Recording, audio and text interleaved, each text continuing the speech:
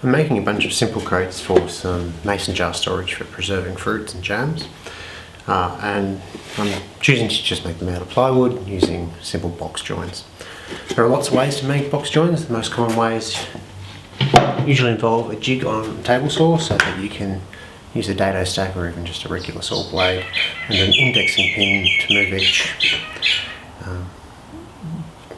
joint over one by one. Today I'm going to show off probably a lesser known tool, a Triton finger joiner.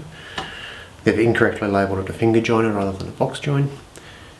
And that's this aluminium channel set up on top of my Triton router table. First I take my four sides, slide them in, use this indexing gauge so that it's offsetting two of the cuts. Make sure everything's down.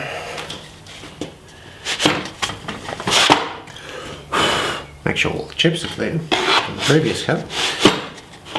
Make sure everything's down flat on the table. Clamp it together so I can move this one.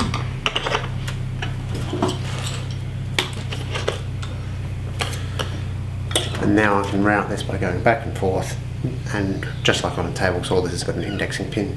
Unlike a lot of homemade table saw jigs for box joining, this can do all four sides at once, well, all four pieces at once, flip it and do the matching sides. So it can be a little bit quicker. Unfortunately this is blind. Once you get going you can't actually see the indexing pin at all. So the table saw has that visibility, and if you look at things like John Heiser's recent videos on making boxes, or Matthias Wandol's screw advanced box join jig, they're probably far more repetitive, easy to repeat I should say, in making good quality joins. Previously when I got this jig I didn't have a table saw that had a miter slot, which was an oversight of a beginner. So this was the best option for making those type of jigs, those type of joints.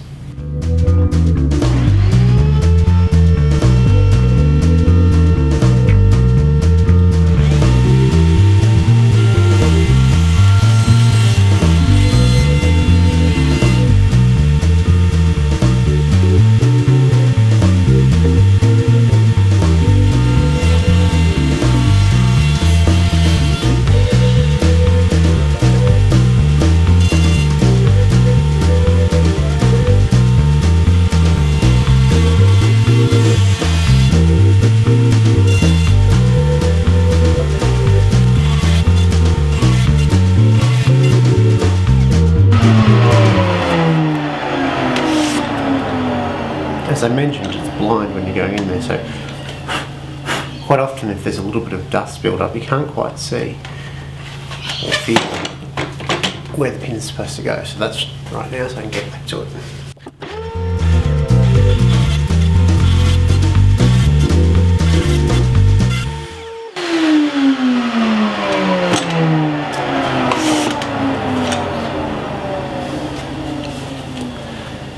So looking at that, that's routed it out in very quick time.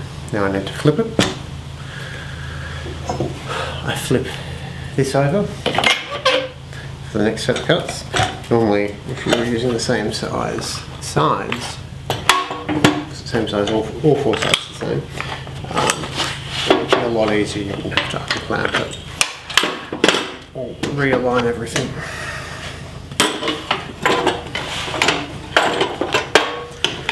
Triton's advice is to start the first cut going forward and then the rest coming back. I don't really know why, but that's what it says in the manual. It seems to go a little bit easier on the router doing it that way, so I'll stick with that. This is fairly cheap grade ply, so the tear out isn't entirely unexpected. But in Australia we don't have a great variety of plywood available to us, so I have to make do with what we've got, and these are for storing jars, so it doesn't really matter a great deal.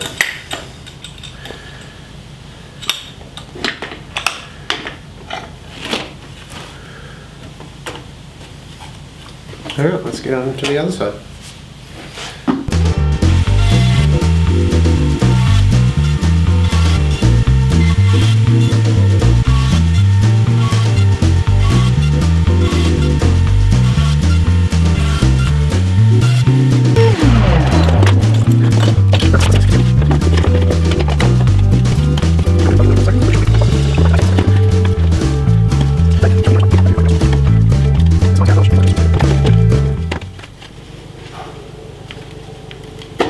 Go. So some of the joints are really snug fit, others are a little bit loose.